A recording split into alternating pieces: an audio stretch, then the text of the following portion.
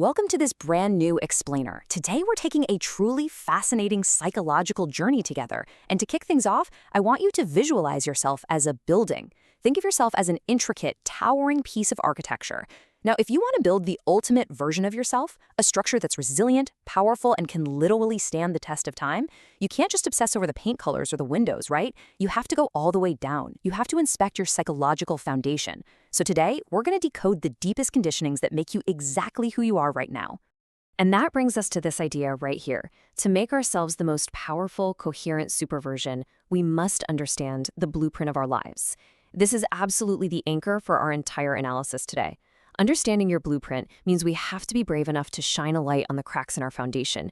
But listen, I want to be super clear right from the jump. We are not inspecting these cracks to tear ourselves down. Not at all. We're doing this so we can transform, integrate, and actively rebuild. To get us there, here's our 5-step roadmap for today. First, we'll look at the blueprint of your life. Second, the systemic rule of no blame. Third, the inheritance of the mother wound. Fourth, the emptiness of father hunger. And finally, how to become your own architect. All right, let's dive right into phase 1, the blueprint of your life. Moving on to step 2, the systemic rule. No blame. So, before we start diagnosing our structural pillars, we really need to set the ground rules for the job site. And from a systemic perspective, there is zero blame here. None. You see, parents are simply transmitters. They're just passing down what they themselves received, acting from their own limitations and the survival mechanisms they inherited from the generations before them. In neurolinguistic programming, or NLP, this is known as the map of the world. It basically means your parents operated with the specific resources and mental frameworks they had available to them at that exact moment in time. They truly did the absolute best they could. And honestly, embracing this blame-free approach is a total game changer. It's what frees us up to do the actual repair work without getting bogged down in anger or resentment. Okay, step 3, the inheritance of the mother wound. Now, the word wound can be a little tricky here because the mother wound usually isn't one single physical event. It's an inheritance. It develops when a child experiences a lack of unconditional emotional safety, nurturing, and mirroring, very often because the mother herself was carrying her own unhealed pain. And this creates this huge, stark contrast between our internal reality and our external behavior. Internally, the mother wound feels like this chronic, nagging sense of just not being enough. It's a deep emotional emptiness and a restless fear of abandonment. But how does the world see this? Well, the world sees a people pleaser with zero boundaries. It sees someone projecting roles like playing the rescuer or the critical parent onto their romantic partners. Or it sees a rigid perfectionist who's terrified of failure, secretly hoping that external success is going to magically fill that internal void. Which brings us to step 4, the emptiness of father hunger. So if the mother wound is all about a lack of internal safety, father hunger is caused by the physical or emotional absence of a father figure, the person who should have provided protection, structure, and validation. To really grasp this absence, we have to compare these two archetypes directly. The mother typically represents our internal emotional foundation. It's the concept of just being. The father archetype, on the other hand, is the bridge to the outside world. It's all about structure, decisiveness, boundaries, and doing. When that bridge is missing or even just a bit wobbly, your connection to the external world becomes incredibly shaky. Let's look at how this plays out. Internally, father hunger leaves you feeling like you have no direction. Your inner compass is just completely uncalibrated, and that leads to massive imposter syndrome. It's that constant fear of being found out because you never got that deep foundational validation of, I see you and you are capable. You also end up carrying this desperate longing for external authority.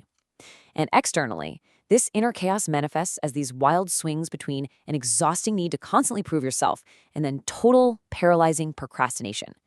It shows up as toxic loyalty in bad relationships or dead-end jobs because you literally can't challenge authority.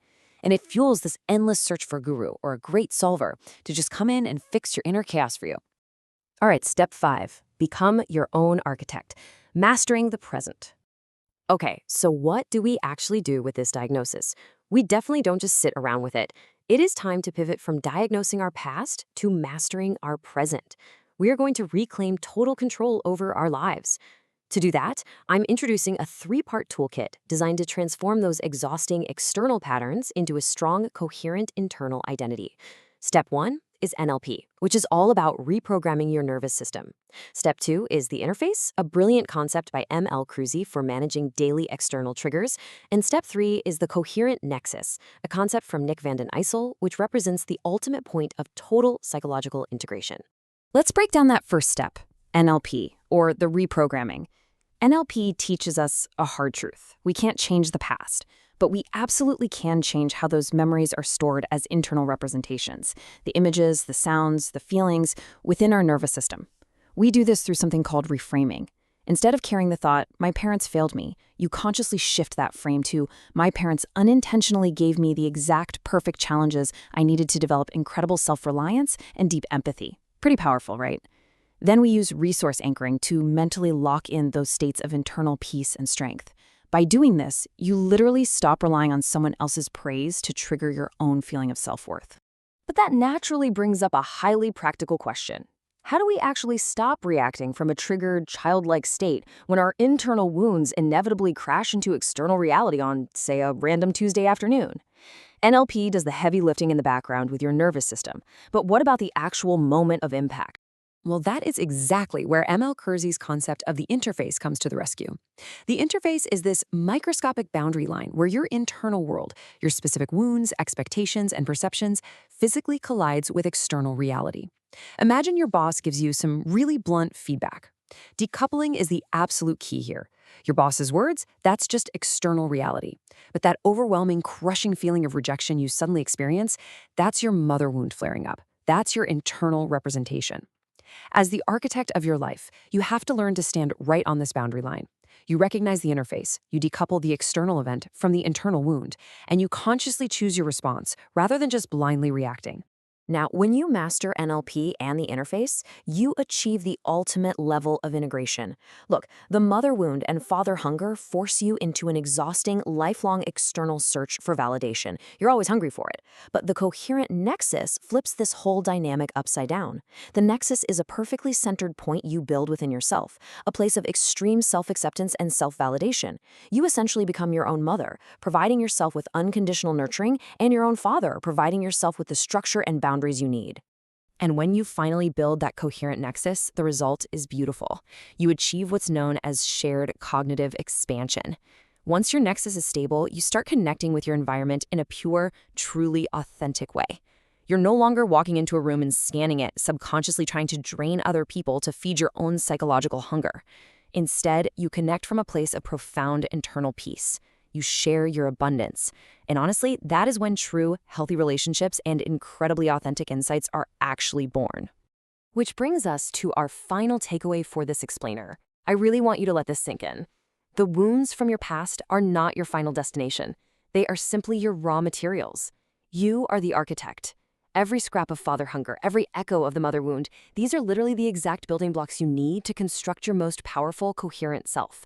So my question to you is this. Now that you can see your blueprint so clearly, what kind of structure are you going to build today? Thank you so much for joining me on this explainer, and I'll catch you on the next one as we continue to break down the complex ideas that shape our world.